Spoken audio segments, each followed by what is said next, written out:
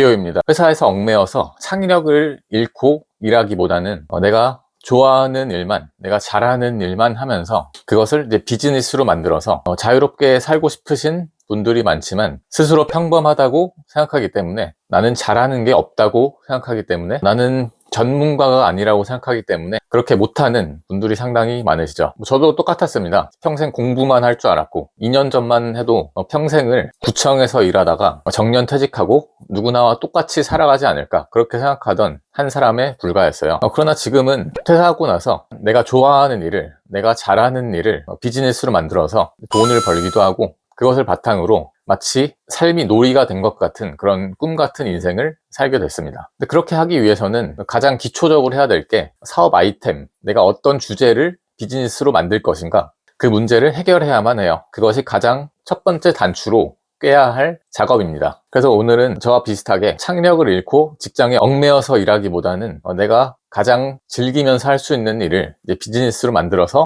퇴사도 성공하고 사업가로서 새로운 인생을 살기 위해서는 어떻게 해야 되는지, 그 첫 번째 단계로서 나한테 가장 잘 맞는 아이템을 어떻게 찾는지, 나한테 가장 잘 맞는 주제를 어떻게 선정할 수 있는지, 그 이야기를 해보려고 합니다. 근데 물론 이 모든 과정에서 특별한 자본이 전혀 들지 않아요. 저는 퇴사하고 나서 사업을 하면서 가장 대원칙으로 삼았던 게 절대로 비용을 쓰는 사업은 하지 않겠다. 그것이 저의 가장 큰 대원칙이었어요. 지금까지 전혀 큰 비용은 들이지 않고서 사업을 운영을 해왔습니다. 그러니까 여러분들도 오늘 제가 말씀드리는 가이드를 따라서 자기만의 분야를 잘 찾으실 수 있다면 큰 비용 들이지 않고 누구나 할 수 있는 자기한테 가장 잘 맞는 비즈니스를 만드실 수 있을 거라고 생각합니다.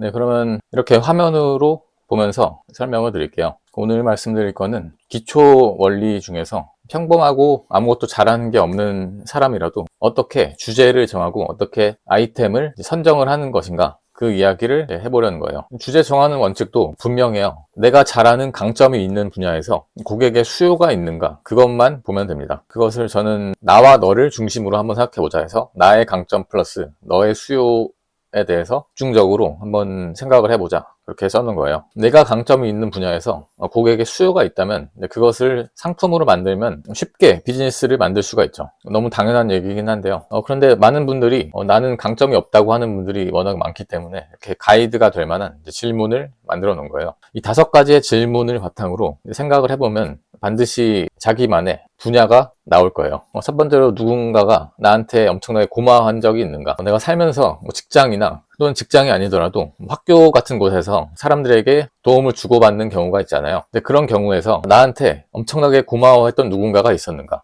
또는 평소에 많이 받는 칭찬이 있나, 그리고 뭔가를 잘해서 사람들이 나한테 질문을 많이 한다. 예를 들면 내가 취미로 기타를 치거나 그림을 그리거나 할 때 내가 생각하기에는 그게 별거 아니라고 생각하는 경우임에도 불구하고 사람들이 어떻게 그렇게 잘할 수 있냐고 칭찬을 하면서 거기에 대한 질문을 하는 경우가 있을 수가 있죠. 그런 부분에 한번 주목을 해보세요. 또는 3개월 이상 동안 내가 뭔가에 몰입해서 배웠던 적이 있는가. 저 같은 경우도 피아노나 기타 같은 거를 나름대로 배웠던 경험이 있어요. 사실 그런 것들도 내 뜻만 맞다면 반드시 사업화해서 수익으로 만들어낼 수 있는 분야 중에 하나죠. 또는 태어나서 내가 엄청나게 열정적으로 매달렸던 뭔가가 있는가. 저는 독서 그리고 공부를 엄청나게 열심히 했어요. 온갖 종류의 분야에서 공부를 많이 했는데요. 한자 공부를 하기도 하고 영어 공부를 하기도 하고, 돌아보면 태어나서 가장 열심히 했던 거는 독서였네요. 그렇게 내가 모든 걸 다 바쳐서 불살랐던 그 분야가 혹시 있는지, 그런 것들을 잘 생각해 보면은 반드시 그 안에서 내가 강점이 있는 분야가 뭔지를 규정할 수 있을 거예요. 그럼 그 안에서 사람들이 필요로 하는 수요가 있을지 생각을 이어서 쭉쭉 하시면 반드시 이 교차점을 찾아서 사업화 시킬 수 있는 아이디어를 만들어내실 수가 있을 거예요. 이렇게 나의 강점과 너의 수요의 교차점을 찾는다는 그런 견지에서 생각해 보면 단 3가지의 경우가 생길 수밖에 없어요. 첫 번째로는 가장 베스트는 이 교차점이죠. 나한테 강점이 있는 분야인데 거기에 대한 시장 수요도 있는 경우, 이게 첫 번째고, 그런 반면에 내가 잘하지만 수요는 없는 분야일 수도 있겠죠.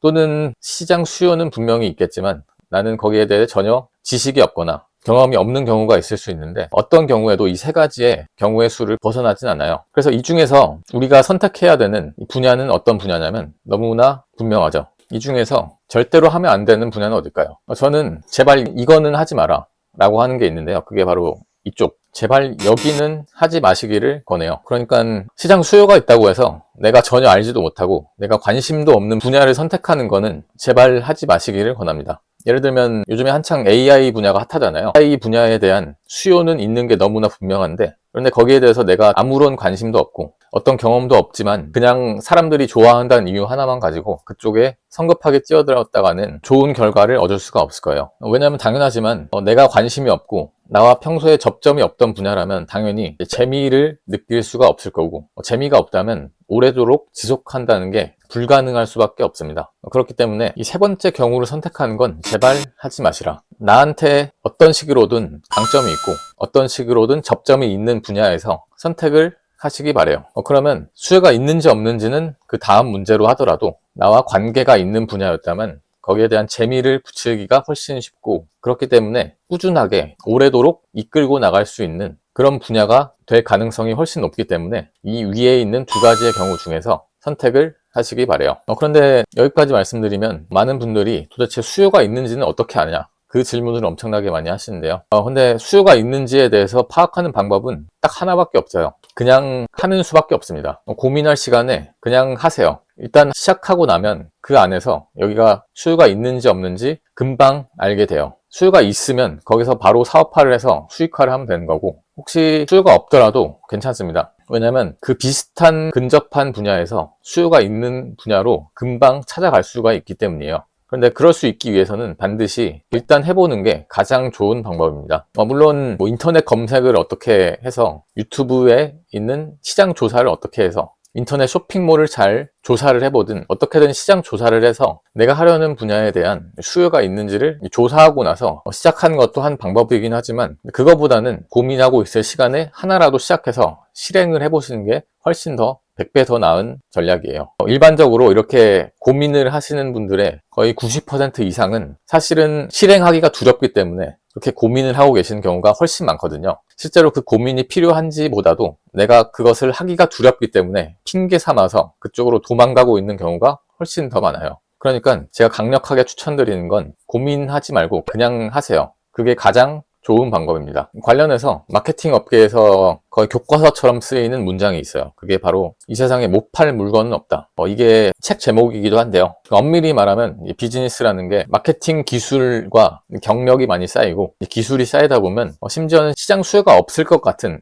그런 분야에서도 얼마든지 판매를 할 수 있는 여지가 있다는 말이에요. 그러니까 너무 지나치게 고민만 하기보다는 그냥 시작을 하고 그 안에서 내가 그 다음 단계로 나아갈 수 있을 만한 분야를 모색하는 게 훨씬 더 좋은 전략이다. 뭐라도 시작을 해서 일단 발을 담그고 나면 그때부터는 그 이전에는 전혀 내 눈에 들어오지 않던 몰랐던 정보들이 눈에 보이기 시작하거든요. 그런 정보들을 활용할 수 있다면 그 이전에 전혀 보이지 않을 때보다는 뭘 하든 간에 훨씬 더 나은 방향으로 나아갈 수 있는 그런 기회들이 포착되곤 해요. 그래서 제가 여러 번 영상에서 말씀드렸던 것처럼 제가 퇴사하고 나서 반드시 이걸 해야겠다는 그런 분명한 계획 없이 일단 퇴사를 한 다음에 그 안에서 내가 할 수 있는 것들을 하나씩 찾아 나가면서 진행해온 결과로 지금 이 단계까지 올 수 있었다고 말씀드렸는데요. 그것과 마찬가지입니다. 사업을 시작하는 데 있어서도 너무 지나치게 고민만 하고 있으면 별 도움이 안 돼요. 고민할 시간에 해라. 조금 더 구체적으로 사례를 몇 가지 소개드리고 마칠게요.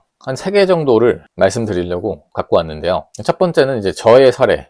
제가 맨 처음에 시작할 때 어떻게 아이템을 찾았는지 그 사례예요. 저는 이제 아까도 잠깐 말씀드렸던 것처럼 인생에서 가장 중요했던 게 뭔지를 돌아보면 누가 뭐래도 독서구나. 책을 활용하는 것과 관련해서 사업화를 해보자, 그런 생각으로 비즈니스를 시작했어요. 그런데 이 경우에도 주변에서 많은 사람들이 요즘에 누가 책을 읽냐, 갈수록 독서량이 줄어들고 있고 유튜브에 쳐다보면 다 나오는데 어떻게 독서를 사업화 시킬 수 있냐, 저항이 엄청 많았거든요. 그런데 그럼에도 불구하고 일단 시작하면 뭐라도 해낼 수가 있어요. 원래 사람들은 뭔가 새로운 걸 도전한다고 하면 제대로 알지도 못하고 반대하는 경우가 상당히 많거든요. 여러분들도 뭘 하려고 하든지 간에 어떤 아이템을 가지고서 어떤 분야에서 도전을 하려고 하시든지 간에 많은 저항에 부딪힐 수도 있어요. 그런데 그런 것들은 너무 자연스러운 현상이고 거기에 대해서 귀담아 들으실 필요는 전혀 없습니다. 그냥 여러분들의 뚝심을 가지고서 밀고 나가시면 돼요. 저 같은 경우는 처음에 책을 잘 읽는 방법을 가지고서 사업화를 해보자, 그래서 독서법을 가지고서 전자책을 썼었어요.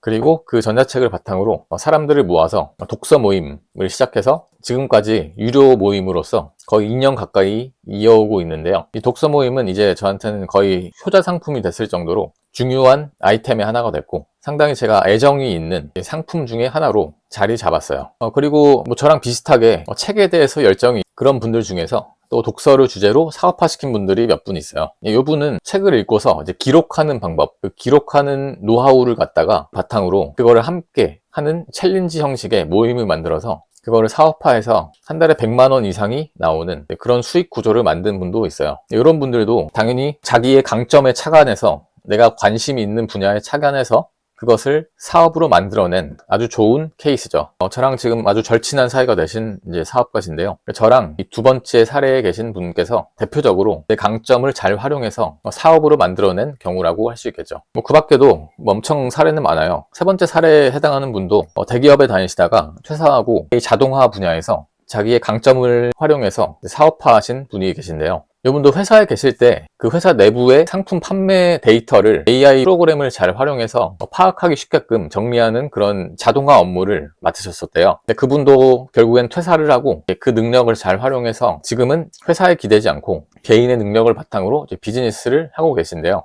이분 같은 경우는 아까 세 가지 경우의 수에서 봤을 때 맨 처음에 시작할 때는 이 두 번째에 해당했었어요. 그분이 회사에 다닐 때 주로 했던 건 이제 기업과 기업 사이에 자동화 업무 관련된 일을 하셨던 건데, 퇴사하고 나면 자기가 개인이 되잖아요. 그렇다 보니까 그 이전에 대기업과 대기업 사이에서 하던 그런 업무에 대한 이제 수요를 찾기가 힘들었던 거죠. 그런데 그럼에도 불구하고 포기하지 않고 계속적으로 그 안에서 그 인접한 분야에서 자기가 할 수 있는 것들을 찾아 나갔던 거죠. 그래서 결국에는 자동화라는 큰 주제 자체는 같고 그것과 관련된 범위 내에서 새로운 판로를 개척해내시는데 성공했어요. 지금은 개인 자격으로 소규모의 기업에 대해서 데이터 자동화를 해주는 컨설팅과 대행 사업 쪽으로 가닥을 잡고 계시죠. 그런데 이 세 가지 사례가 엄청나게 특별한 능력이 있거나 특별하게 천재이거나 또는 미천이 필요한 것도 아니고요. 그저 위에서 말씀드린 것처럼 일단은 자기의 강점이 뭔지에 대해서 분명하게 파악을 하고 그것을 바탕으로 내가 도움을 줄 수 있는 그 수요처가 어디에 있을까 지속적으로 고민을 하는 과정에서